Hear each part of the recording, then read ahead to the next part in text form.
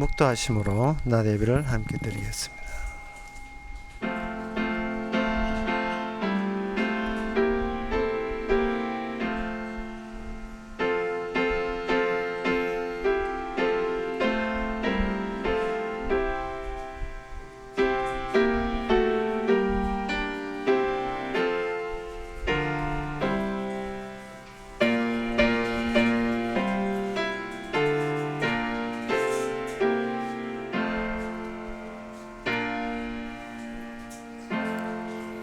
전능하사 천지를 만드신 하나님 아버지를 내가 믿사오며 그 외아들 위주 예수 그리스도를 믿사오니 이는 성령으로 잉태하사 동년 마리에게 나시고 본디오 빌라도에게 고난을 받아사 십자가에 못 박혀 죽으시고 장사한 지 사흘 만에 죽은 자 가운데서 다시 살아나시며 하늘로서 전능하신 하나님의 편한 자 계시다가 죄로서 산자와 죽은 자를 심판으로 오시리라.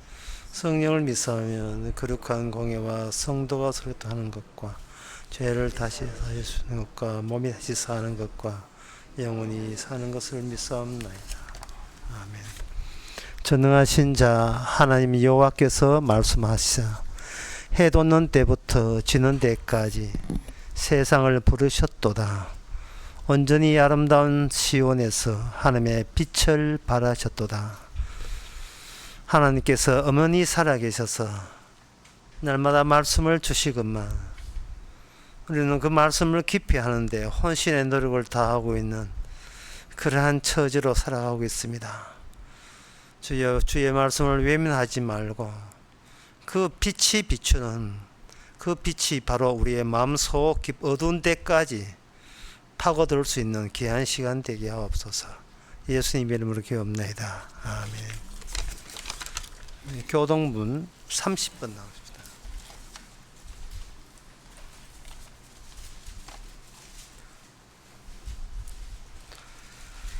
여호와여 주께서 나를 감찰하시고 아셨나이다.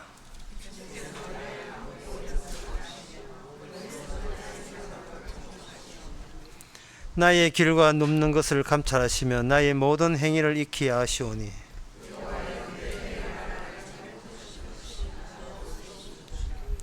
내가 주의 신을 떠나 어디로 가며 주의 앞에서 어디로 피하리까?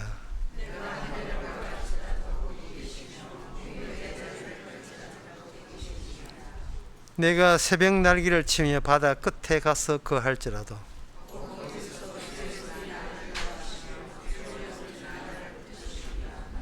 하나님이여 나를 살피사 내 마음을 아시며 나를 시험하사 내 뜻을 아옵소서.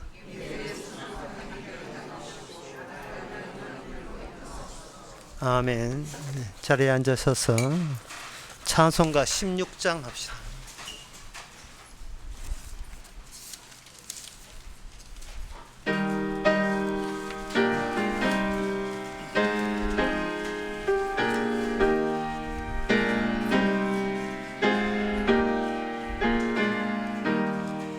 내 주는 살아계시고 날 위해 비심은 그 주신 사랑이 나여 나 알게 되었네. 날 거룩하게 하려고 주 작정하신 일 그 누가 반대하리요. 곧 이뤄주시리. 주 다시 돌아오실 때 안다하시고 또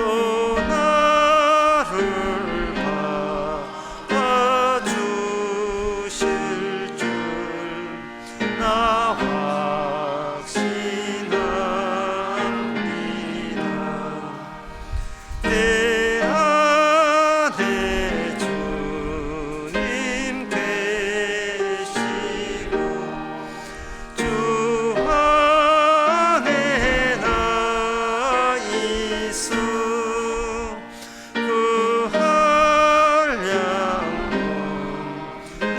기쁨과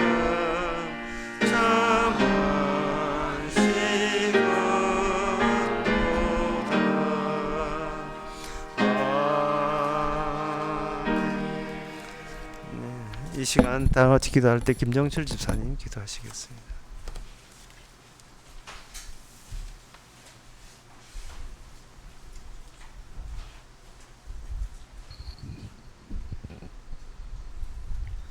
하나님 아버지, 이 세상을 창조하시는 그 모든 뜻이 아버지 말씀에 있습니다. 이 말씀은 이 세상을 심판하기 위하여 세상을 창조하신 하나님의 뜻이 하늘에 있사오니 이 땅에 있는 모든 것이 아버지의 뜻대로 되어지기를 원하나이다. 아버지 하나님, 세상에 보이는 것은 모두가 거짓된 것이요, 또한 세상의 진실, 사실, 현실 속에는 하나님의 진리가 감추어져 있습니다. 하나님, 이 세상에 오신 예수님을 통하여 세상의 거짓된 것을 밝히 보여 알게 하시는 오늘 그 말씀 속에서 오늘 전하는 목사님이 주시는 그 속에 진리가 숨어 있으나 우리는 들을 수 없는 육의 몸을 가지고 있습니다. 이 말씀을 듣고자 하더라도 하나님 나라에 있는 말씀이기에 이 세상의 어떠한 피조물도 하나님의 말씀을 들을 수 없음을 오늘 또 아버지 하나님이여 들을 수 없는 말씀을 듣게 하시고 오직 하늘에 계신 하나님 말씀, 하나님의 뜻만이 이루어지는 세상인 것을 알게 하여 주시옵소서.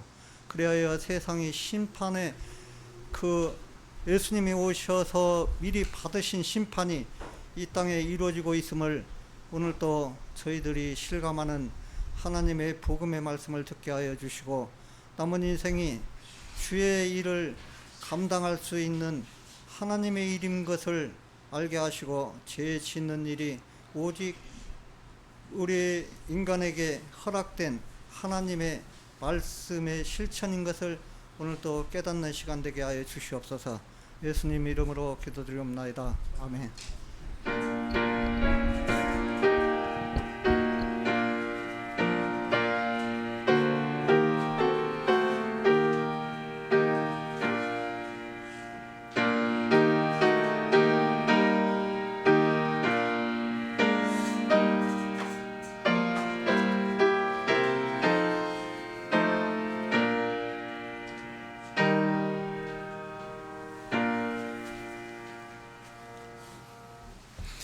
이 시간 광고 시간입니다.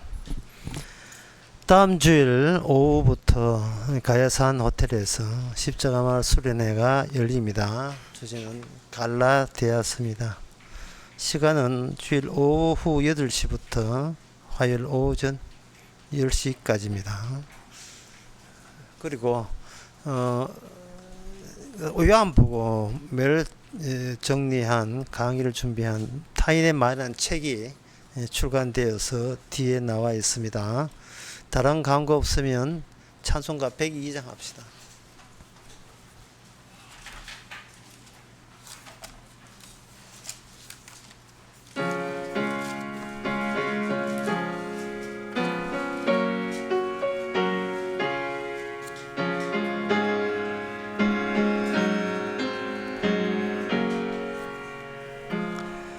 주 예수보다 더 귀한 것은 없네. 이 세상 부귀와 바꿀 수 없네. 영죽을 내 대신 돌아가신 그 놀라운 사랑 잊지 못해. 세상 즐거움 다 버리고 세상 자랑 다 버렸네. 주 예수보다 더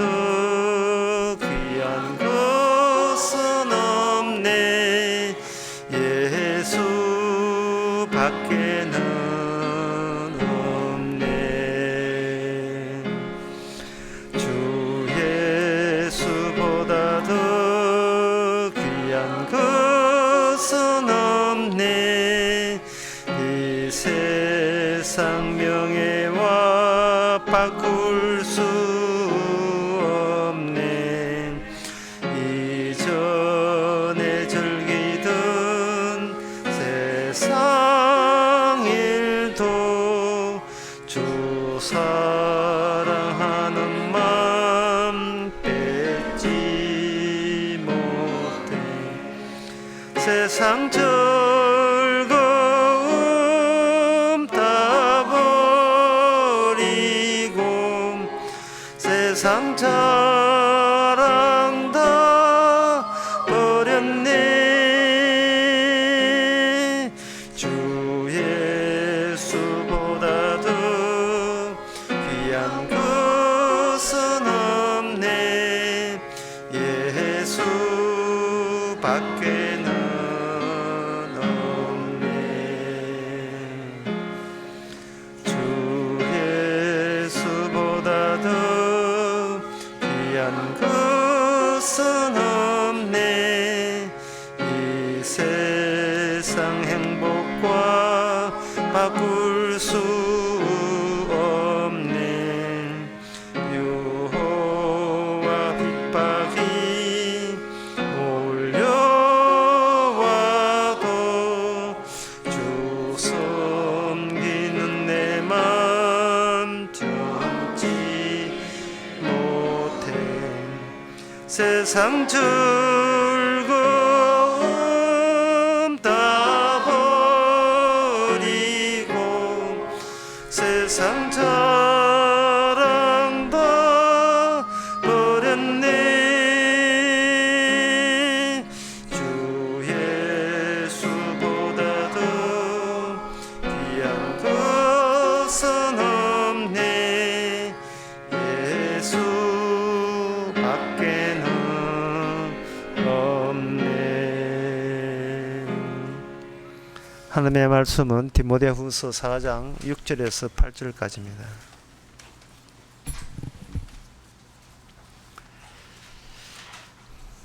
관자와 같이 벌써 내가 부엄이 되고 나의 떠날 기약이 가까웠도다.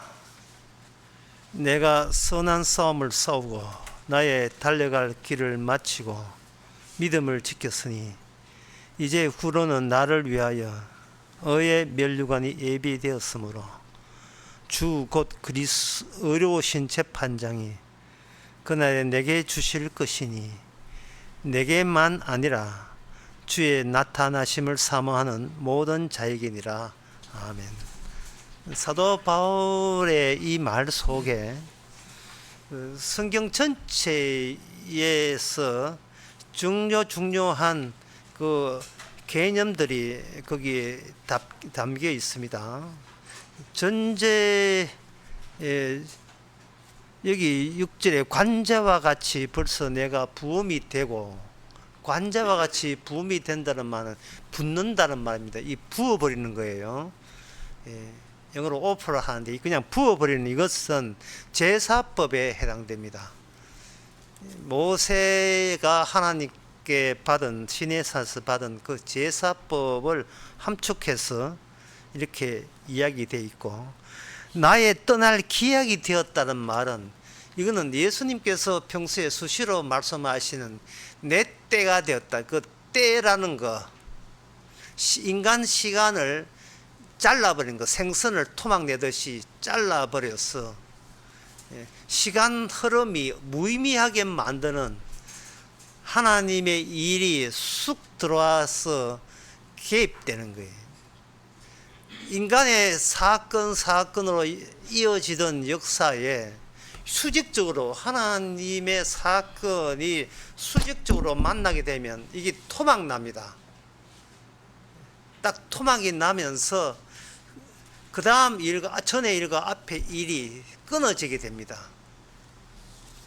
끊어지게 되면 이 모든 지나온 의미가 한꺼번에 무산되어 버리죠. 살아온 것이 다 소용없이 되는 겁니다. 주께서 하늘에서 납치하는 거예요. 그걸 예수님께서는 베드로에게 니는 사람을 낚는, 잡아 당겨서 끌어올리는 사람 낚는 어부가 되어라 했거든요. 구출이죠. 예, 끄집어내는 거예요. 기존의 공간 세계에 있지 말고 내한테 낚여서, 말씀에 낚여서 끌어당겨야 된다는 겁니다. 이것이 바로 때라는 거예요. 때. 그 다음에 나온 나의 달려갈 길을 마치고 믿음을 지키기 이후에는 나를 위해 의의 면류관 돼 있는데, 그 의의 면류관하는 것은 그걸 처음으로 서신 분이 예수님이십니다. 예수님께서 요한복음 12장에서 자기가 죽고 난 뒤에 아버지로부터 죽었을 때, 그것을 예수님은 요한복음 12장에서 이렇게 해서 내가 드디어 아버지로부터 영광을 받을 때가 되었다. 영광을 받을 때였다. 아들이 아들로서의 제 역할을 다 했다고 칭찬받을 때가 되었다. 그 말 하시는 이유는 인간들이 지나고 있는 이 시간 속에, 시간이 흐르는 이 시간 속에 시간이 흐르지 않는 분이 이 땅에 뛰어들어서 시간이 흐르지 않는 분의 세상에서 살던 분이 시간 속에 살게 되면 어떤 모습으로 우리에게 구현되고 보여지느냐를 예수님을 통해서 우리에게 나타내었습니다. 인간들은 갈 때까지 가보자는 식이죠. 전혀 알 수가 없어요. 왜냐하면 인간들은 불현 속성을 몰라요. 어제가 있어서 오늘이 있고, 오늘이 있으면 내일이 있다. 그냥 이어지고 계속 가보겠다는 거예요. 이 끊어져야 되는데 끊어질 줄을 모르죠. 그런데 주님은 애초부터 끊어진 단락된 인생을 살기 위해서 이 땅에 오셨습니다. 내 때가 아직 남아있다. 드디어 내가 때가 되었으니, 그 때라 하는 것은 인자답게 영광스럽게 드러나는 때입니다. 여기에 8절에 보면 또 있는 개념이 바로 그날에 내게 주실 이 그날이 나와요. 예수님의 재림에 대해서 또 언급하고 있습니다. 그러니까 그 디모데후서 4장 6절에서 8절, 이게 길지 않은 짧은 기절이지만 이 기절 속에 성경 전체가 다 함유되어 있습니다. 이 말은 이렇게 이야기할 수 있어요. 사도 바울 인생 자체에 성경 전체가 압축해서 꽉꽉 담겨 있다. 이렇게 보시면 되는 겁니다.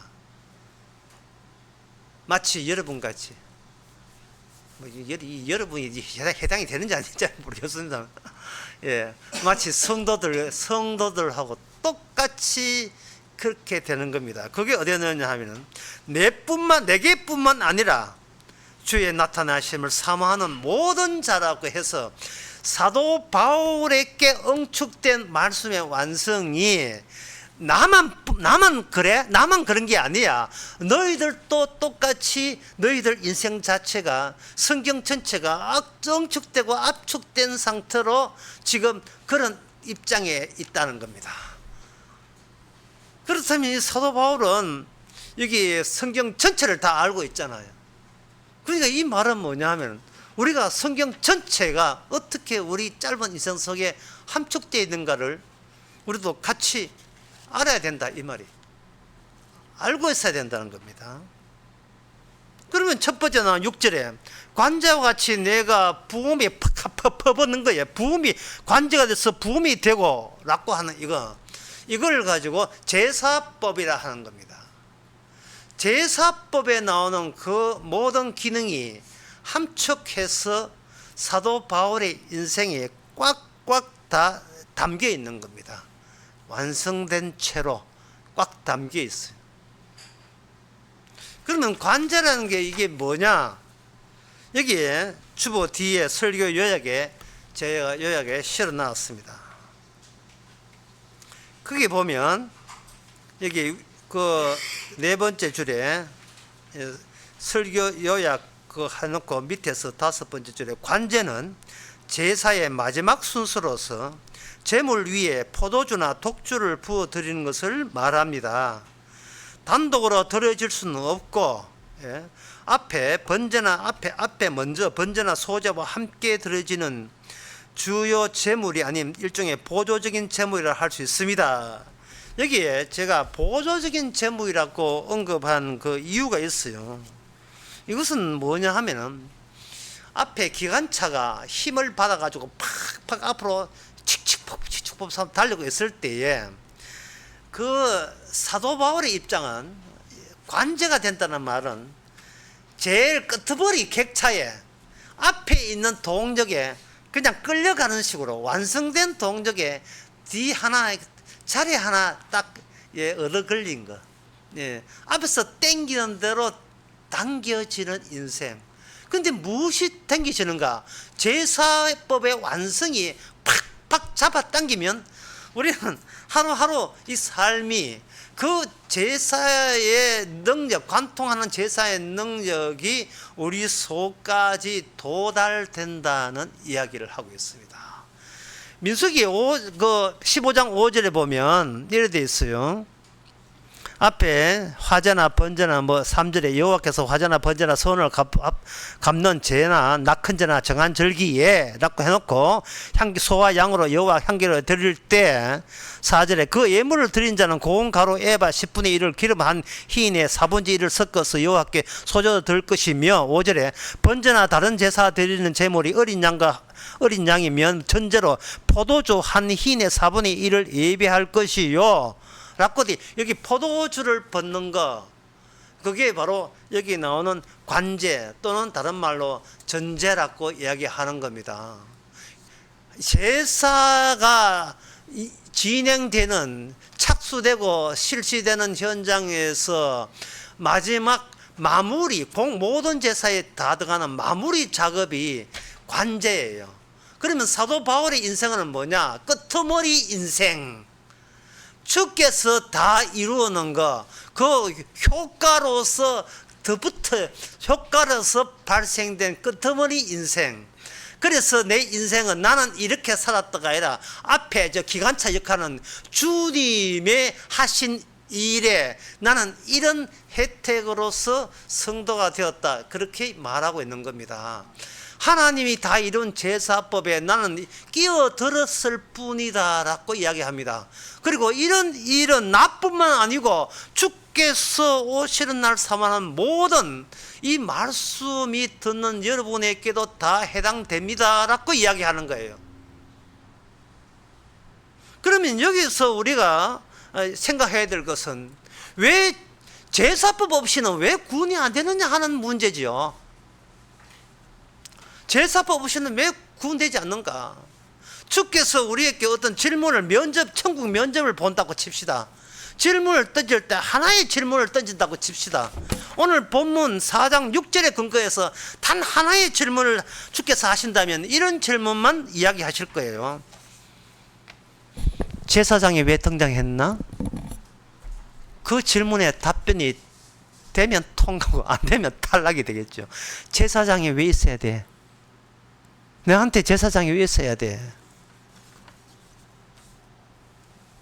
사람들은 주의 말씀을 안 들으려고 합니다. 심지어 더 심하게, 제가 심하게 이야기하는 건 뭐지만 심하게, 아주 독하게 이야기해서 이렇습니다. 사람이 주의 말씀을 듣는 이유는 안 듣기 위해서 들었으니까 이제 내 마음대로 살아야 되지요 하고 빨리 내빼기 위해서 말씀을 보고 듣는다. 다시 말해서 인간의 사는 목적은 말씀으로부터 도망치기 위해서, 그 도망치는 것을 자기 승리, 인간 승리로 간주해요. 스스로 자축합니다. 나 하나님 말씀 잔소리 안 듣고도 멀쩡해 이렇게 살 수 있는 용기를 가졌잖아 라는 자기에 대한 찬미, 자기 존재에 대한 그 자부심, 그걸 포기를 못하는 겁니다. 그게 교회 안 나온 사람도 마찬가지고 교회 나온 사람도 마찬가지. 말씀 들었으니까 내내 더 이상 가서 관여하지 마소 이래다죠. 사람이 말씀으로 도망치는 이유에 대해서는 성경에 이렇게 나옵니다. 그 모든 인간은 지옥에서 태어났기 때문에 그런 거예요. 출생 자체가 지옥입니다. 죽어서 지옥 가는 게 아니고 출생 자체가 지옥에서 태어난 거예요.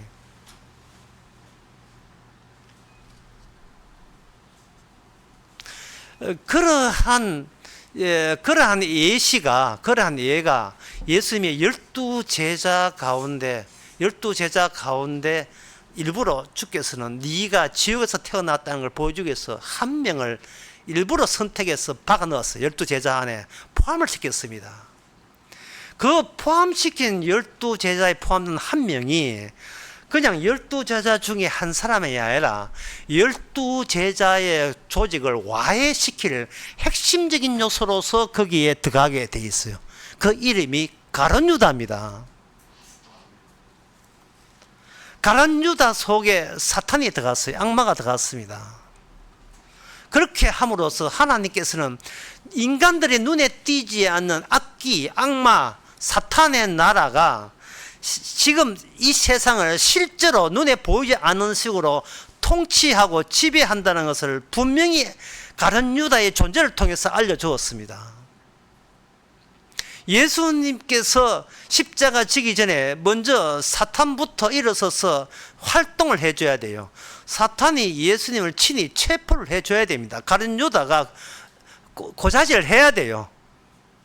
그리고 그 가룟 유다가 움직이면 사탄이 움직임이고 그 사탄의 움직임에 그 당시에 모든 사법체계가 움직여줘야 돼요. 가룟 유다의 말에 동원돼야 되고 들어줘야 돼요. 그래야 예수님이 십자가 죽을 수가 있습니다. 예수님이 이 땅을 떠날 수가 있어요. 떠날 때 예수님이 빈손으로 떠나지 않습니다. 자기 자리가 들어가고 자기 자리가 빠질 수밖에 없는 세계에 너희가 살고 있다는 거예요. 말씀을 깊이 하는 세계에 너희가 살고 있다는 것을 명확히 드러내는 업무를 주께서 자기 제자 뽑는 걸 통해서 친히 보여주는 거예요.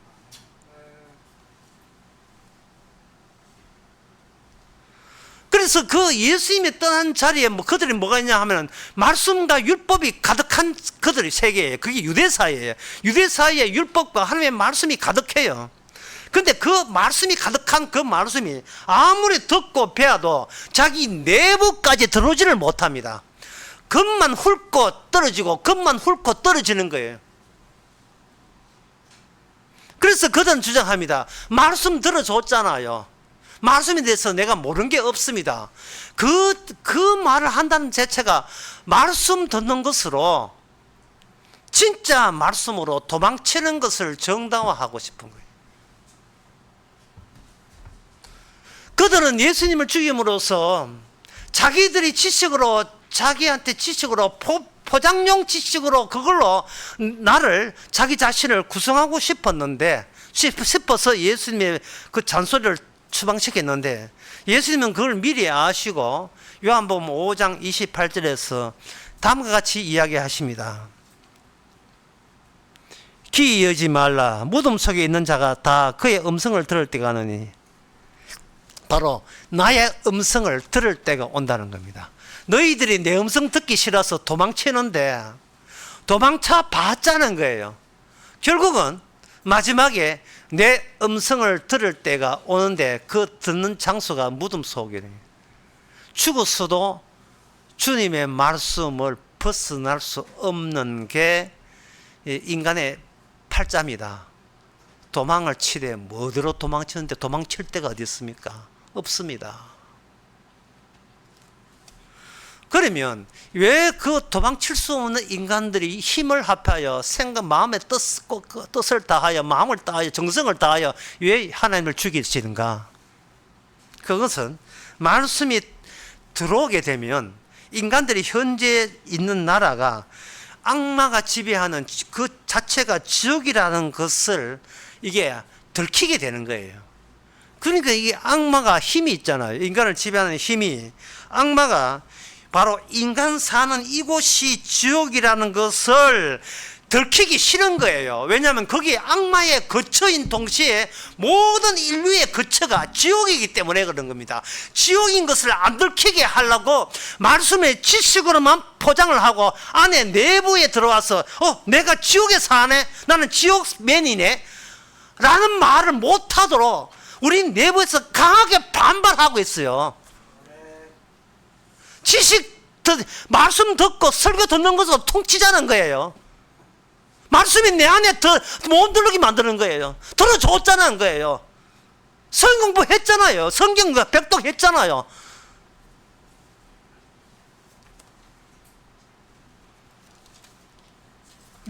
마가복음 9장 28절 29절에 보면 28장이요 48장 49절에 보면 이런 말씀이 있습니다. 만일 내 눈이 범죄하거든 빼어버리라. 한 눈으로 하늘나라 들어가는 것이 두 눈을 가지고 지옥에 들어가는 것보다 나으니라. 그래, 하나님의 나라가 왔다는 것은 인간의 사는 모든 세계가 현재 하늘나라가 아니라는 뜻이고, 하늘나라가 아니라는 뜻은 중립지역이 있다는 말이 아니고 그 자체가 지옥이라는 겁니다. 얼마나 정말로 네가 이 세상이 지옥이고 나는 지옥맨이고 지옥에서 살기 싫다면 네 눈을 빼서라도 팔을 자르서라도 나올 생각을 해야지. 뭐들 하고 있냐? 뭐 이런 뜻이죠. 뭐 생각이 도대체 뭐냐? 머리에 돌아가는 생각이 뭐가 들어있느냐는 거죠. 여기 보면 거기는 구덩이도 죽지 않고 불에 꺼지지도 아니하느니라. 지옥은 어떤 곳이냐? 구덩이도 죽지 않고 불에 꺼지지도 않고 사람마다 불로서 소금 취급받는 세계가 지옥입니다. 이것을 이렇게 이야기할 수 있습니다. 그리스 신화에 보면 제우스가 있는데 제우스의 벌을 받는 그 신인이 프로메테우스인데, 프로메테우스라는 것이 그 자가 벌을 받는 벌이 내용이 뭐냐? 독수리한테 바위에 묶여서 독수리가 맨살에 간을 이렇게 찍어서 아주 고통스럽게 찍어서 먹는 벌을 당했어요. 그럴 때 참 아프지요.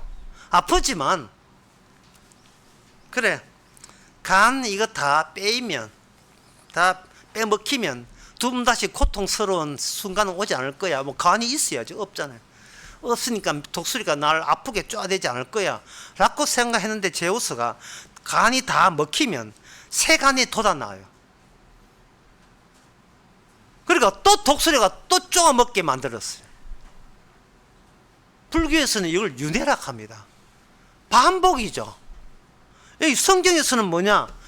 구더기도 죽지 않아요. 근데 마가복음 9장 48절에 거기는 구더기가 죽지 않고, 불도 꺼지지 않는다. 문제는 인간이, 지옥이 제대로 죽지 못한다는 얘기지. 인간의 문제는 제대로 죽지를 못해요. 죽으면 좋은데 자살해도 안 돼요. 제대로 못 죽어요. 안 죽어요. 안 죽으니까 문제가 돼. 지옥이에요. 안 죽으니까. 칼로 난도질을 해도 죽지를 않아요. 지옥에 죽음이 없어요. 이 미칠 지경이에요, 정말. 하나님에 대한 원망 외에는 아무것도 할 게 없어요. 하나님 니 잘났다 그 욕설 외에는 아무것도 할 게 없습니다. 그게 지옥입니다. 욕설을 해야 인간 승리거든요. 나 하나님 안 믿거든. 잘 버티잖아. 봐라. 그 인간 승리는 욕설로 나와요. 그 역설이 집대성된 것이 십자가 사건이고요.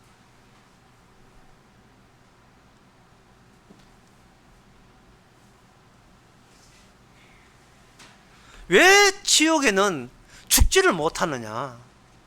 그것은 내만건 요한계시록 22장에 나옵니다. 요한계시록 22장에 보면 그 생명나무가 천국에 활짝 만개되어 있어요. 생명나무가 많아요. 그러면 생명나무가 과실을 따먹을 때 한 개 따먹고 두 개 따먹고 점점 줄어들면 안 되잖아요. 생명나무는 영원히 하늘나라에서 천국에서 예수의 나라에서 살아있으려면, 저쪽에 생명나무가 계속 살아있으려면 이쪽에 지옥에서 계속해서 고통에도 죽지 않고 고통이 계속되어야 저쪽에 복락이 계속되는 겁니다.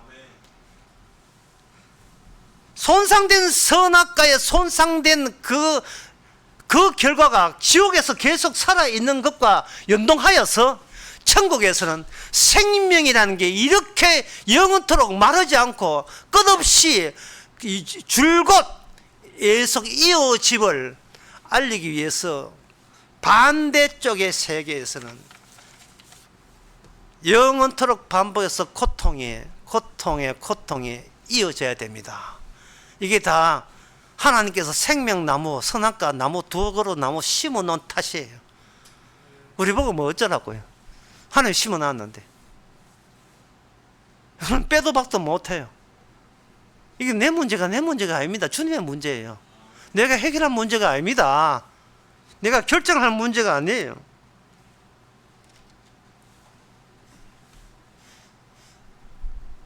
천국 지옥을 주께서는 간유다의 죽음을 통해서 이미 보여줬어요. 네가 가는 곳은 차라리 태어나지 말았으면 좋을 뻔한 세계에 네가 가고 있다. 어떤 식으로 가느냐? 네가 그런 식으로 가고 있다. 말씀을 피해서 도망치는 방식, 예수님을 피해서 도망치는 방식으로 살고 있다. 우리가 그러한 이런 말씀들이 우리에게 낯설게 느껴지는 이유가, 우리에게 태어나게 해서 거기서 양육받고, 가정에서 양육받고, 학교에서 교육받는 모든 교육이 지옥에서 살아남는 교육을 줄곧 받아왔기 때문에 그렇습니다. 왜 학교에서 그런 교육을 시키는가? 그것은 마귀가 이 세상 자체에 악마가 왕이라는 것을 감추는 식으로 공교육이 이루어지고 사교육이 이루어지기 때문에 그런 거예요. 가정이라는 이름의 지옥, 교회라는 이름의 지옥, 학교라는 이름의 지옥, 국가라는 이름의 지옥, 직장이라는 이름의 지옥, 우리가 만나는 모든 공간은 다 지옥의 다양한 면을 훑고 지나가고 있습니다. 다 지옥의 단면들이에요.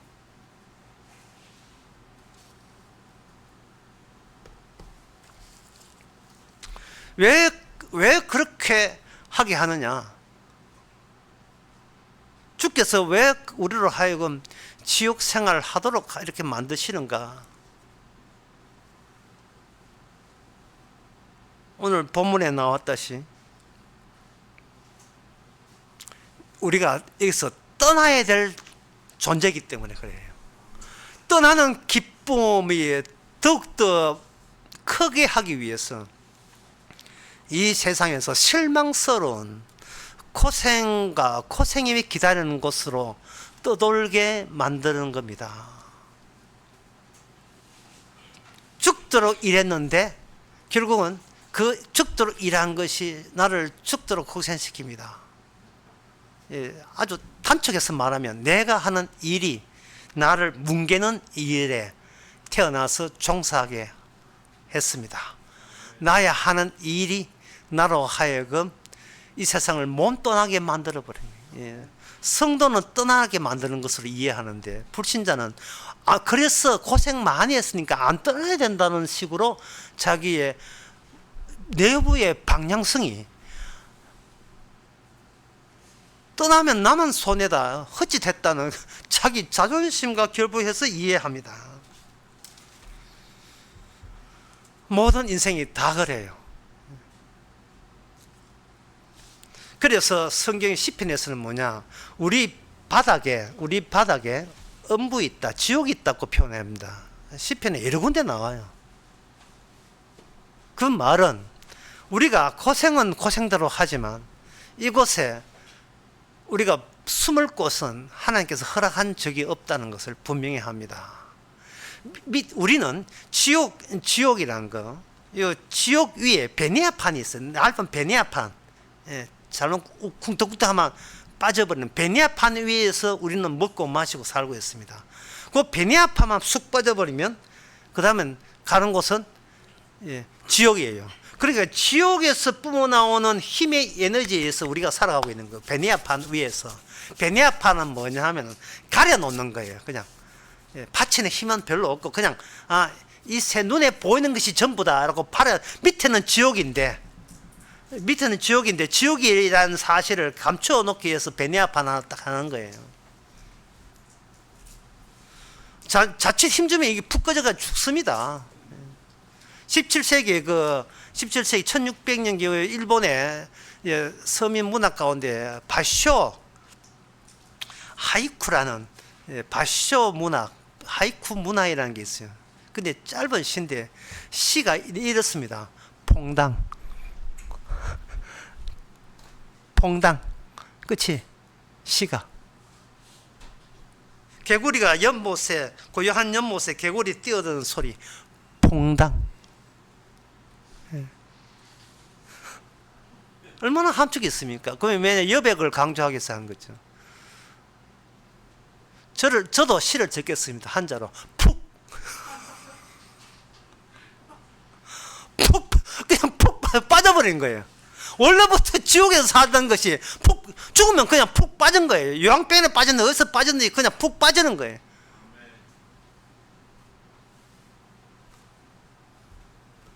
제가 광주 강의에 그런 이야기 했죠. 감자를 찢어 먹고 볶아 먹고 감자 튀김 해 먹고 감자 조림 해 먹고 감자 하나 가지고 여러 가지 요리를 하듯이 제자한테 얻어맞아 죽고 학부모한테 욕먹어 자살하고 차에 받쳐 죽고 시름덩에서 엉뚱한 칼부림 하다 죽고 우리는 그냥 태어날 때부터 이미 죽은 존재고 죽을 때도 죽는데 문제는 죽으면 되는데 지옥의 특징은 뭐냐? 안 죽는다는 데 있어요. 죽음이 없다는 거예요. 그렇게 죽어도 안 죽어요. 주의 음성을 들을 때가 오나니 안 죽습니다. 요한복음 5장 28절에 주의 음성을 들을 때가 오나니 라고 이야기하면 나는 그 말씀도 안 들을래 하고 고개 돌리거든요. 그 말씀도 안 듣는 게 그 사람도 이미 말씀 자체가 말씀화되어서 늙어 죽어요. 요한복음 5장 28절 안 들어도 본인이 듣든 안 듣든 상관없이 그 말씀대로 죽어가고 있습니다. 그것도 안 죽는 쪽으로 죽어가고 있어요. 무슨 대책이 있어야 되겠죠. 뭐 대책은 대체로 간단해요. 이게 뭐냐면 하나님의 악마가 없는 장소를 만들면 되잖아요. 어떻습니까? 이 아이디어 괜찮지요? 이 세상이 모두 이 악마가 지배하고 있으니까 악마가 없는 장소를 만들면 되죠. 그 악마가 만든 장소는 이 세상에는 없어요. 왜냐하면 악마가 꽉 장악하고 있기 때문에 어떤 공간도 지옥입니다. 어떻게 살든 지옥이에요. 밑에서 죽음이 내 발목을 꽉꽉 쥐고 있고 나는 발목 뛰자고 나도 밥 먹고 살아야지. 이번 달 수입이 200만이 먹고 500만 돼야지. 계속 이런 식으로 죽음이 잡아당기고 타고 탈천석으로 살려고 합니다. 그러니까 고생이죠. 그런데 하나님께서는 악마가 없는 공간을 만들어내요. 어떻게 만들어내는가? 틈을 만들어내요. 틈을. 주께서 말씀이 딱 오게 되면 내 속에 말씀이 오게 되면 내 마음은 악마가 지배하고 있어요. 말씀 피해서 도망치기. 그게 인간 승리. 여기 이거는 정확하게 그게 작동하고 있어요. 그런데 말씀이 딱 오면서 거기에다가 틈을 내요. 상처를 내버려요. 틈을 없는 공간인데 말씀이 와서 남아있으니까 그게 갈라져 버려요. 갈라지게 되면 나와 나 사이가 갈라져요. 나와 나 사이가 갈라지면서 나 자체가 없었던 공간이 내 안에 마련됩니다.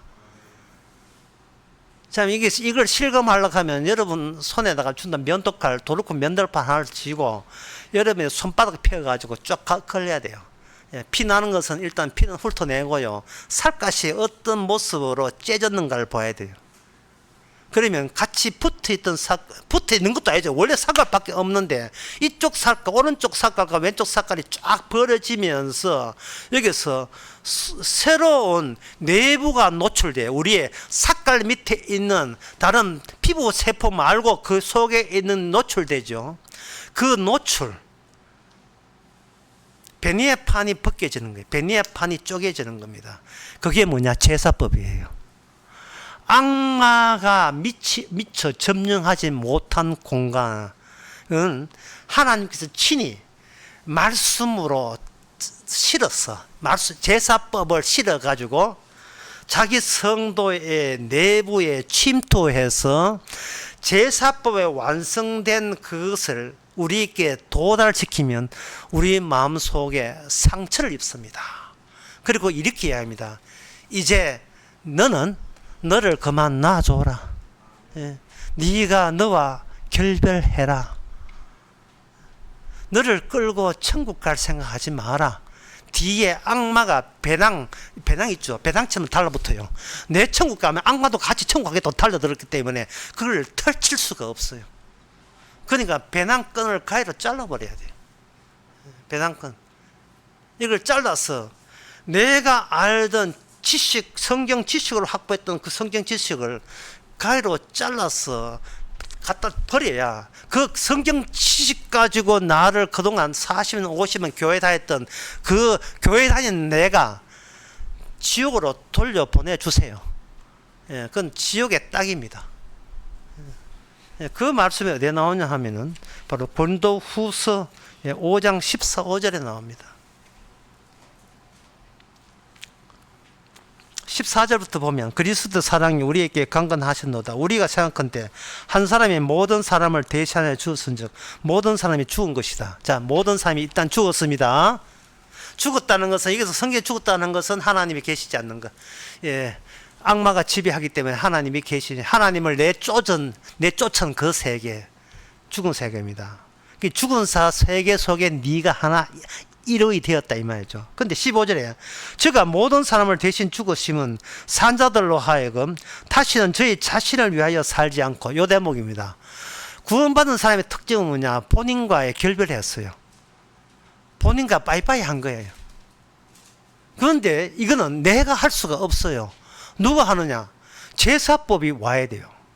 그 제사법이 오게 되면 거기에 누가 따라오느냐 하면 제사장이 따라옵니다. 천국에 갔을 때 주께서 우리에게 면접 보는데 딱 한 가지 질문을 던지다면 이렇게 질문을 던져주셨어요. 제사장이 왜 필요하냐? 너한테 제사장이 왜 필요하지? 물으면 우리는 이렇게 답변해야 됩니다. 내가 나와 결별하기 위해서요. 내가 나와 헤어지기 위해서, 제사장이 끼어들어서 나와 헤어지기 위해서 필요하십니다. 이것이 고린도후서 5장 15절. 다시는 저의 자신을 위해 살지 않고, 다시는 저의 자신을 위해 살지 않고, 다시는 자신의 구원을 위해 살지 않는 사람, 자기 구원을 포기한 사람, 어떻게 해서라도 나를 천국 보내겠다는 이 시도가 마귀짓인 것을 깨닫고 나를 나에게서 떨쳐버리는 것.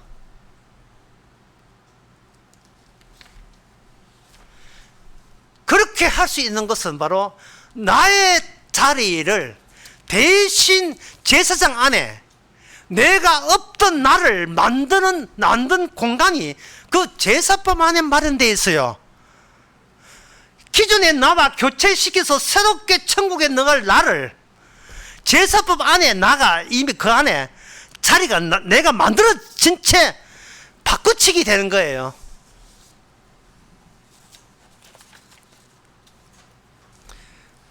새집 죽게 옛집 버리라. 이런 새집 죽게.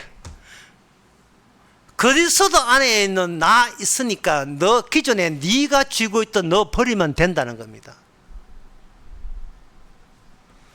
그러면 인간이 자기 자신을 안 버려요. 그러니까 주님께서 성도로 하여금 이 땅에 직사게 돈 버는 고생을 하게 만들어요. 돈 벌게 만들어서 이 세상 자체가 진절머리 나게 만들어놓는 게, 근데 그 세상이 나중에 보면 세상 탓이 아니고 그 세상을 안 따라갖고 붙잡아서 세상에서 영광을 얻고자 하는 지독하고 독한 내가 나한테 가장 지독한 이 벌레, 거머리.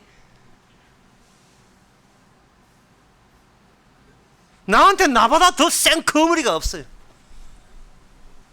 그 거머리가 거미를 몸 떼고 죽은 자가 가룟 유다.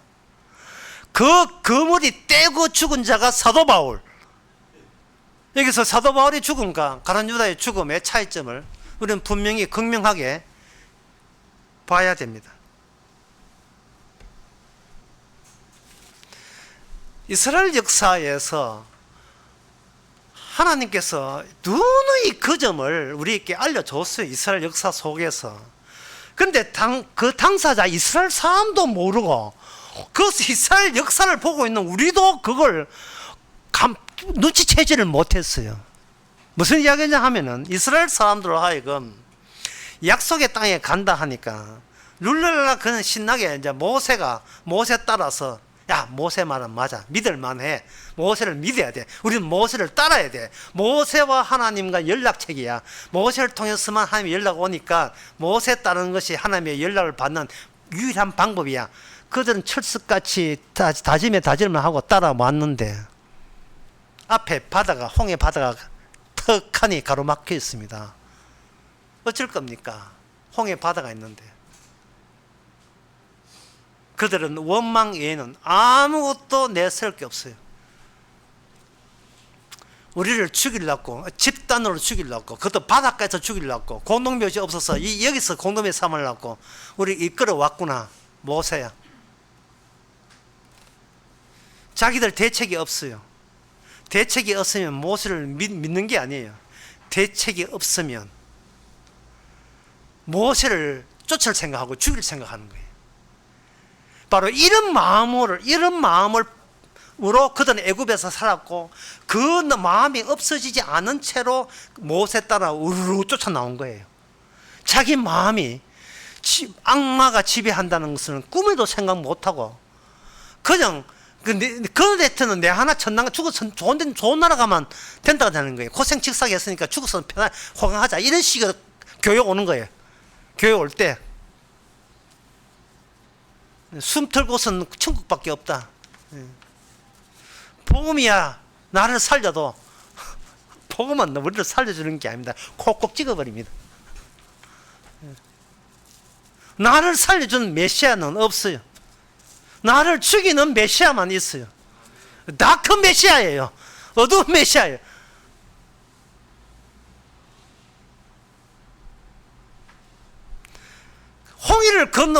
홍해를 딱 걷는데 홍해가 구조가 어떤 구조냐 하면요, 하나님의 뜻이 대단해요. 바닷물이 양쪽에 물이 되게 만들었어요. 양쪽에 이게 생각해도 기가 차요. 물이 한쪽 없으면 요단강은 한쪽에는 물이 없어요. 한쪽은 막혀있지만 요단강 이제 양쪽 다 이제 멀리서 보면 물이 안 보여요. 바짝 마르고 딱 하겠지만 홍해는 의도적으로 물 속을 보여줘요. 먼저 있는 바닷물이 흘러가가 벽이 되지 않았는데 양쪽 벽이 있어. 양쪽 벽. 순간적으로 수답이 된 거예요. 물결이 지할리 안 하고 H2O가 지할리 안 하고 수답이 된 거예요. 그러니까 이거는 뭐냐 하면은 양쪽 다 율법 속으로 들어온 겁니다. 율법 속으로. 율법 속에서 그 율법 속이 바로 죽음의 실체예요. 인간이 지옥 가는 이유는 율법으로 알려주는 겁니다. 율법 속에서 길이 나게 만드는 겁니다. 생명을 율법 속에서 생명의 길이 나는 방식으로 그들을 애굽 땅에서 광야로 모는 그 길이 바로 그 홍해예요. 그러면 광야에 갔으면 그 양쪽에 율법 속의 그 물의 벽이 사라지지 않고 율법화되어서 계속해서 광야 때에 율법 속으로 계속 가게 만드는 겁니다. 그거는 제가 은혜 강의했기 때문에 시간상 다 말씀은 다 못 드리겠지만, 의도적으로 물 없는 곳에 가서 그들을 원망하게 하게 만들어서 그 다음에 물을 주되, 물을 주는 게 취지가 아니고요, 내 율례와 법들을 지키지 아니하면 너 죽는다를 알려주는 방식으로 물 없는 곳으로, 양식 없는 곳으로 이끌었어요. 계속 주님의 관점은 뭐냐 하면은, 생명의 길은 율법에 있지, 네 몸 하나 건사하는 게 생명이 아니라는 거. 다시 말해서 말씀 안에 있어야 산다는 거예요. 말씀 피해서 도망치지 말고, 말씀 기피하지 말고, 말씀 지식으로 파해가지고 훑지 말고, 보장하지 말고, 말씀 속에 들어가야 돼요. 말씀 속에. 제가 지난 어느 광주 때 그런 이야기 했죠. 광주 때는 기억이 안 나. 광주 때 만나를 죽여서 우리를 먹여 살리는 게 아니고, 만나를 살리기, 만나 자체를 살리기 위해서, 만나가 일회용 말씀이거든요. 만나를 살리기 위해서 우리로 하여금 아무것도 주지 않았다는 거예요. 너를 살리기 위해 아니라 만나를 살리기 위해서, 말씀을 살리기 위해서 우리를 사용하고 있는 거예요. 말씀 완성해. 거기에 말씀을 산다는 조건 하에 그 자리에, 우리 자리에 새로 마련되어 있습니다. 조건이 말씀만. 그럼 말씀이 누구냐? 예수님이죠. 예수님이 다 이루심만 살리기 위해서 그 자리에 우리 자리가 마련되어 있는 거예요. 그걸 통해서 어디에 보내느냐? 그 말씀이 바로 우리로 하여금 지옥에 살고 있는 우리에게 찾아온 거예요. 애굽에 살고 있는 우리에게 찾아온 겁니다. 그래서 살아있지 않고 이미 죽은 자로, 살아있으면서도 이미 죽은 자로 간주해서 성도를 그렇게 다루시면서 십자가에 통해 율법 완성이 어떻게 완성됐는가라는 것을 같이 결합해서 우리를 이 땅에 살게 하는 겁니다. 그래서 그 제사법이 함축된 것이 사도 바울이고 오늘날 우리들이에요. 성도들이에요. 제사법이.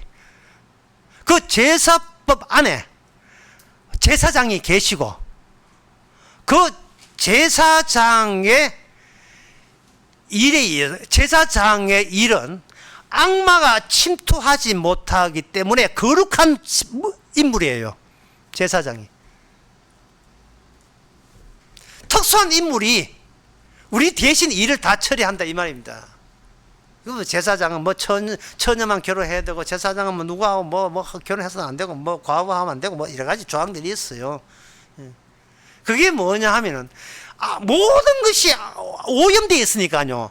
악마로부터 오염되어 있으니까 친히 주님께서 수직적으로 말씀을 해가지고 이 지옥에다가 그 저주가 없는 거룩한 공간을 따로 마련하는 거예요. 마련하는데 여기에 대해서 마련한 장소가 이스라엘 역사예요. 그 이스라엘 역사 속에 이스라엘 사람들이 그 주께서 율법이 안착하는 데서 그들이 얼마나 저항하겠어요. 그 저항하는 것이 바로 이스라엘 역사입니다. 그 저항하는 게. 발작을 일으키듯이 저항했어요. 오늘날 교인들도 마찬가지죠. 아주 발작을 일으킵니다. 그 애가 바로 그렇게 했는데, 그 제사장도 말라기에 보면 오염되었어요. 결국은 그 제사장만큼은 점령해야 되는데, 악마가 독해요. 예, 독해요. 악마가 어디야? 거룩한 공간이 있다고 손 봐야 되겠네. 예? 거룩한 공간마저 악마가 드디어 꺾고 깃발 흔들어 버렸어요. 일체 이 지옥에서는 완전한 거룩은 승되지 못하도록 악마가 용납할 수가 없지요. 왜냐하면 선악과 따먹거로 부추긴 것이 악마이기 때문에, 사탄이기 때문에, 뱀이기 때문에.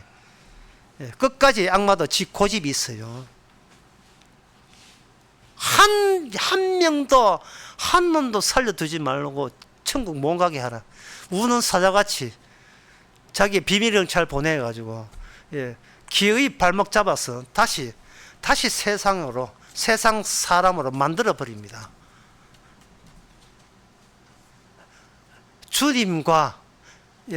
주님과의 관계를 끊어 놓는데 악마가 사력을 다하고 있어요. 악마가 좀 바빠요. 되게 바빠요. 모든 거룩한 것은 다 접수했습니다. 말라기 2장 1절에서 3절에 보면 너희 제사장들아 이제 너희가 이같이 명령하노라. 만군의 여호와가 이르노니 너희가 만일 듣지 아니하면 맘에 두지 아니하면 내 이름을 영화롭게 하지 않으면 내가 너희께 저주를 내려 너희의 복을 저주하리라. 내가 이미 저주하였노니 내가 이미 저주하였나니 이는 너희도 그것에 마음에 두지 아니하였음이라. 내가 저주할 때 이유가 있는데 그 저주가 이미 너희의 마음은 내한테 없다는 거예요. 보라 내가 너희의 종사를 견책할 것이고 너희 하는 일을 너희의 절기의 희생의 똥을 너희 얼굴에 바를 것이다. 그러니까 이게 제사장들이 악마한테 접수가 되니까 이게 뭐냐, 제사가 형식화 된 거예요. 그래서 인간들이 하는 그 육체적 육체가 하는 그 본능 중에 하나가 배설 행위거든요. 더러운 것은 바깥에 내보내서 내부는 깨끗하게 유지하려는 그 신체적인 발생처럼, 하나님의 제사를 드리는 제사장들이 제사 해줘보자. 아니 더러워라, 이게 헌금 해줘보자. 이런 식으로 정작 자기가 하고 싶은 것은, 하고 싫은 것은 바깥으로 후딱 내보내고 자기 안에는 지 하고 싶은 것만 담는 거예요. 이 짓을 했고, 그래서 이스라엘은 망하는 것이 정당하다는 겁니다. 너희가 내한테 준 거, 내가 나를 똥으로 여기고 너 얼굴에 처발라 버릴 것이다. 말라기 선지자가 하나님을 대신해서 그런 말씀을 합니다. 그리고 4절에 합니다. 너희와 세운 언약 네가 망쳐도 나는 포기하지 않는다. 자, 그러면 핵심은 이거예요. 이 세상 전부는 지옥입니다. 그런데 하나님께서 친히 지옥을 방문하셔서 오염되지 않는, 더러워지지 않는, 거룩이 유지되는 공간을 따로 만들었어요. 시편 118편 6절에 보면 이런 말씀 나와요. 여호와는 내 편이라 내가 두려움이 없나니 사람이 내게 어찌할꼬. 다시 읽어드립니다. 읽고 한번 물어보겠습니다. 여호와는 내 편이라 내게 두려움이 없나니 사람이 내게 어찌할꼬. 요 기절에서 여기 나는 누굽니까? 여기 질문입니다. 답변하시고 다시 물어봅니다. 여호와는 내 편이라 내게 두려움이 없나니 사람이 내게 어찌할꼬. 그러니까 여기 어떤 분이 계신데 어떤 분은 여호와 편인데 그 여호와 편이라는 증거가 뭐냐? 모든 사람이 나를 버렸다는 것이 내가 여호와 편에 속했다는 증거라는 거예요. 사람이 어찌할꼬. 사람은 나를 버렸다. 그러나 여호와는 나를 버리지 않았다. 그런 내용이거든요. 여러분 누구 편이에요? 사람 편입니까? 하나님 편입니까? 이 말을 달리해야 돼요. 여러분 자신 편입니까? 하나님 편입니까? 같은 말입니다.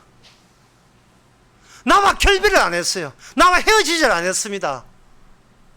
그러니까 시편 117편 6절을 말씀하고는 완전히 도발적이죠. 이 말씀에 도전하는 것이 되는 거예요. 내가 주님 도와주면 안 됩니까? 안 돼. 예. 사람이 어찌할꼬. 사람은 어느 누구도 내 편이 될 수 없어요. 어느 누구도. 여기 예수님은 하나님만 편이지 어떤 인간도 예수님 편 먹었습니다 하는 인간은 단 한 명도 없어야 돼요. 아무도 내 주님 편 아닙니다. 그래서 이 이야기 이어보면 제사장도 결국 점령당했어요. 악마한테. 이 세상에 어떤 것도 믿을 것 없고요, 어떤 것도 행할 것도 없어요. 그런데 하나님의 이 제사법 안에 뭐가 들어있느냐 하면 나실인 제도가 있습니다. 이거 그럴 줄 알았어요. 이 제사장도 망할 줄 알았습니다. 주께서 민수기 15장 6절에 주께서 나실인을 딱 준비해 놨습니다. 나실인은 제사장을 망했을 때, 제사장이 믿을만 모았을 때 비로소 빛을 내는, 빛이 나는 제도예요. 뭐냐 하면 살아있지만 이미 죽은 자로 다루어지는 것이 나시린입니다. 민수기 6장에 보면 나시린은 포도주와 독주를 멀리하며, 포도주와 독주를 멀리한다는 것은 생명의 약속의 땅에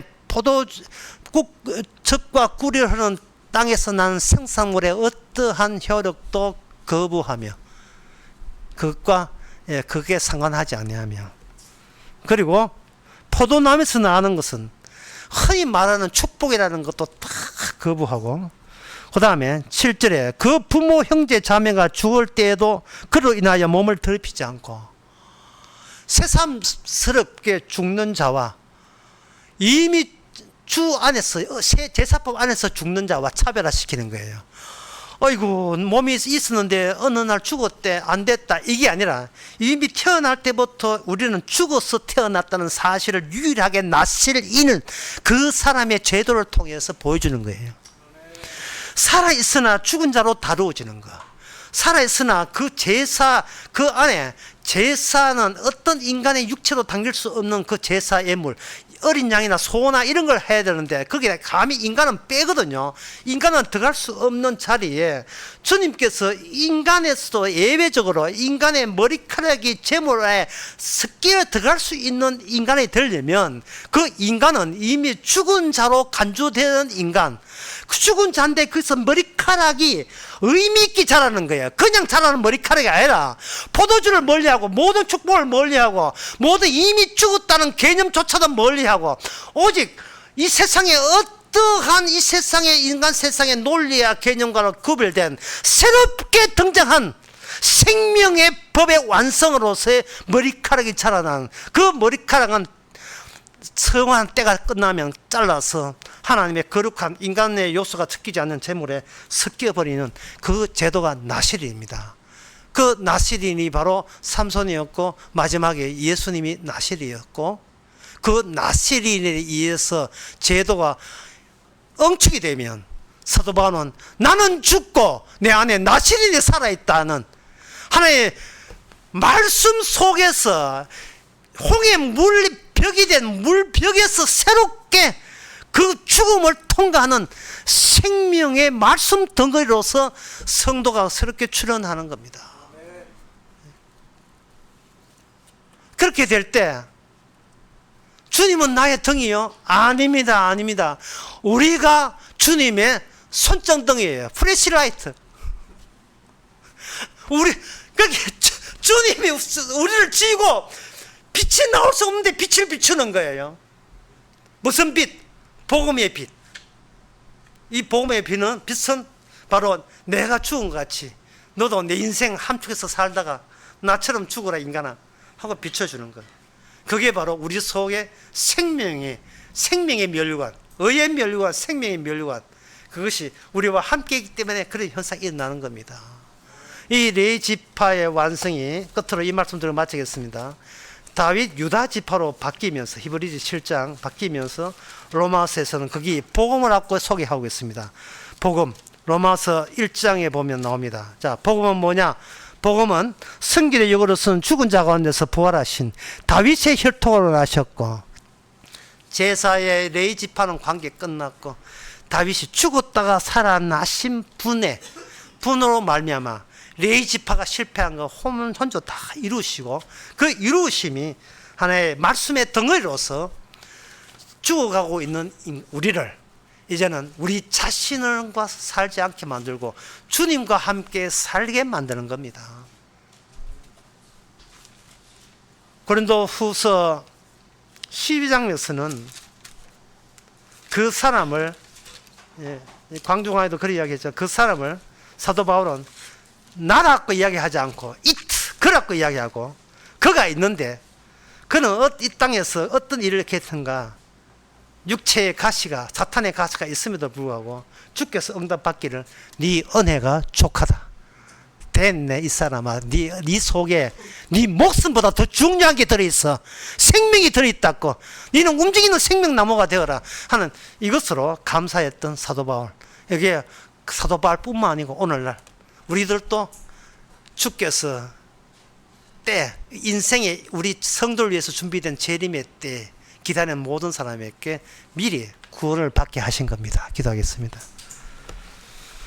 하나님 아버지, 우리가 무슨 생각으로 하루하루 살아가고 있습니까? 세상과 어떠한 차이 나는가를 보여주려고 삽니까? 아니면 차이 안 나려고 삽니까? 왜 제사장이 있어야 되고, 왜 예수님이 굳이 이 땅에 맞아 죽을 분으로지만 꼭 오셔야 되는 이유를 깨달아서 이 세상의 지옥인 것을 다시 한번 흠집 놀랄 수 있는 저희들 되게 하옵소서. 예수님의 이름으로 기도합나이다. 아멘.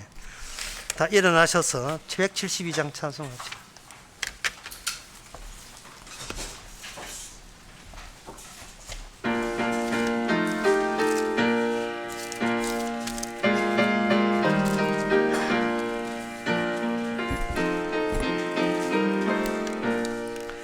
빈들의 마른 풀같이 시드는 나의 영혼, 주님의 허락한 성령 간절히 기다리네.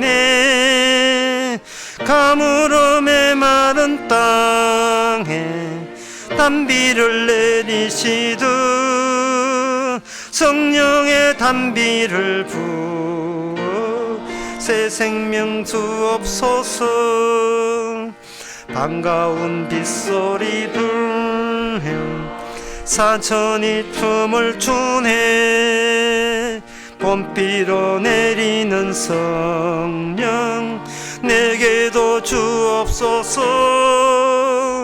가물음의 마른 땅에 단비를 내리시듯 성령의 단비를 부어 새 생명 주옵소서. 철 따라 우러를 내려 조목이 무성하니 갈급한 내 심령 위에 성령을 부어소서. 가물음의 마른 땅에 단비를 내리시듯 성령의 단비를 부어 새 생명 주옵소서. 참되신 사랑의 언약 어길 수 있사오랴. 오늘의 흡족한 은혜 주실 줄 있습니다. 가물음의 마른 땅에 단비를 내리시듯 성령의 단비를 부어 새 생명 주옵소서.